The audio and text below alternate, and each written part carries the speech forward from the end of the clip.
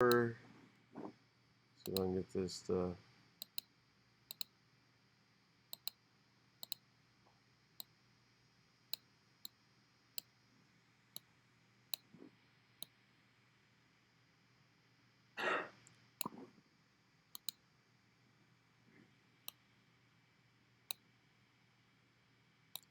So this is a first hole here. How do I move this thing?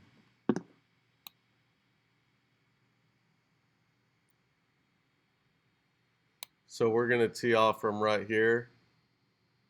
And then it goes down this chute right here. And it's about 230 to the water there. But you can see how narrow it gets after. So one, you want to hit something that maxes. No, like if you hit your best shot ever, it's only going to go 230. So choose whatever club that is. Because if you're like, well, I usually miss hit my driver, but I can hit it 250, then you're going to swing tentative and mentally you're just not going to make a good swing. But if you know you can be aggressive, you're going to make a better swing and not get to that water. So then, and this is one of the hardest holes on the course. It was rated like the number one hardest starting hole in Houston at one point before Hurricane Harvey. There was a tree right here that overhung the left side of the green, so you had to take it out over the water on your second shot. So then if you say you put it right here, you're going to have about 170. So see how wide this is? Every course gives you like a wide spot, and you just got to find those distances to those spots. And they always typically give you one side to miss. So like there's no OB over here, it's just range, but tour players like Tony Finau averages 48% of his fairways hit. And unless you're playing the U.S. Open, the rough's not that bad. You just gotta, like Tiger in his prime was hitting 58 to 60% of fairways, but he always missed like right here, right? So then all he's got to do is hit it, and that's actually probably a better angle, you know.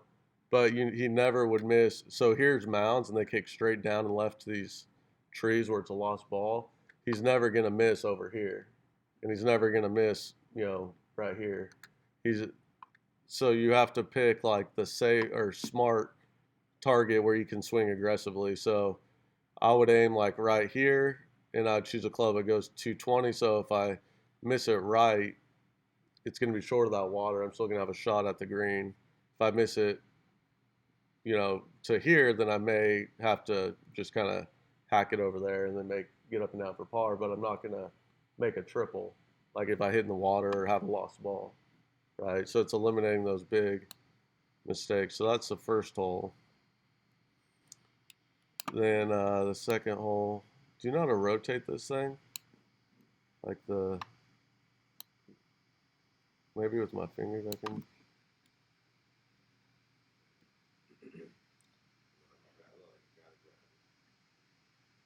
Like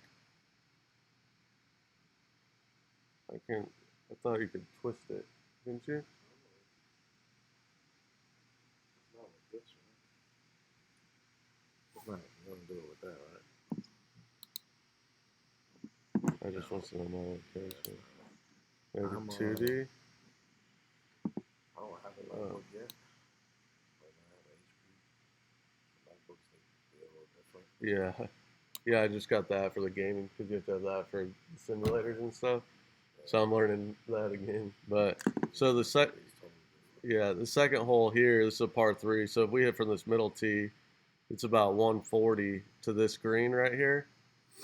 But you can see the front part of the green is the widest part, but you got water short. So it's just, if you're worried, you definitely, number one is avoid hazards. So, or the tree in front of you or a bunker. So you'd want to air long, but then it gets skinnier back here. So it's just a tough green, a tough shot. But you want to air long. You wouldn't want to, if you're in between clubs, and this is why you want to know carry numbers with irons, not totals. Because, well, you want to know totals too, but carry is really important because it's 130 to here, and you're like, oh, I hit my 8 iron 140, but you probably landed at like 127 or 125. Then you're hit a good shot and you're in the water, and that's what happens all the time. So you want to take a club, you can carry it. If it's 130, carry it at least 135, 140. So you're safe on the green. Then if you push it, you might be in the bunker. If you pull it, there's mounds that kick right. So I would say long and right would be the smart target, or long and left, sorry, would be your ideal miss. Golf's a game of misses, so you just always want to make sure you're giving yourself a chance on the next shot.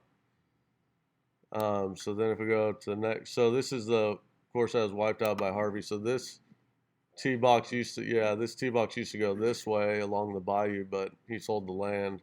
And they put in this par three. So we'll probably play, there's a tee like right in here. It's about 120, 130 going this way. So here, I mean, you just want to make sure you take the bunker out of play. So again, you'd want to choose air long. Um, Left, you have really nothing unless you chunk hook it. But there, this kind of kicks down right, and this bayou could come into play. So I would say long and left maybe where you're going to err. Um, so now if we go to, so there's one.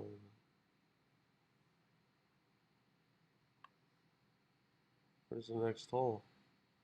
Oh, over here.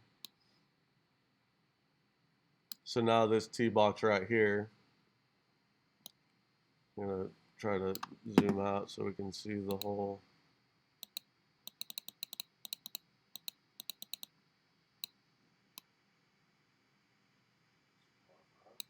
No, it's actually a short hole. So it's right where my mouse is where you're gonna tee off.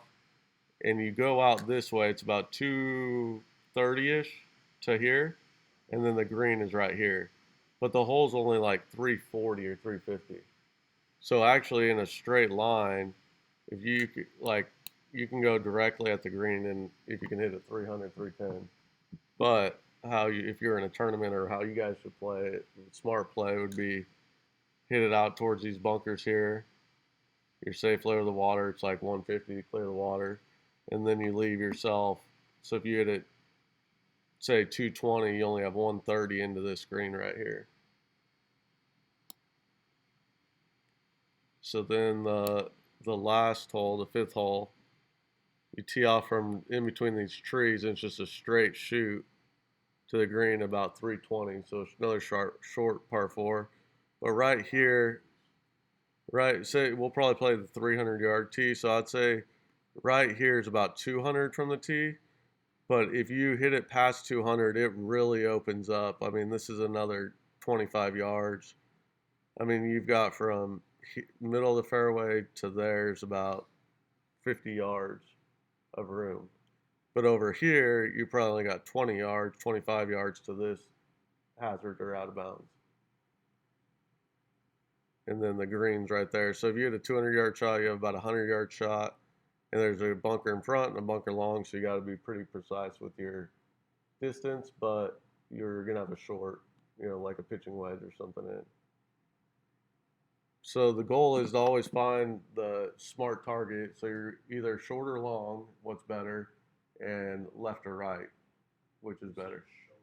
Short or so on every shot, if you can get in the routine of saying, okay, I want to get the shot close, right? But you might have a shot where pin's dead center, no bunkers, no waters. That's a green light, right? But most shots are like yellow light. Like you don't want to be too aggressive because you could end up in the bunker or the water. So you're always erring left or right, short or long. Rarely are on the PGA Tour are players aiming right at the flags. They aim 25 feet left. They kind of push it, get lucky, 3 feet. They're like, oh yeah, but if they aim at the flag, push it 25 feet, they're in the water. So they won't usually shoot at pins unless they'll give you a couple around early in the week, like Thursday, Friday, or if they're in contention at the end, they're down by one or two and they have to go at it. But they're usually playing 20 feet one way or the other.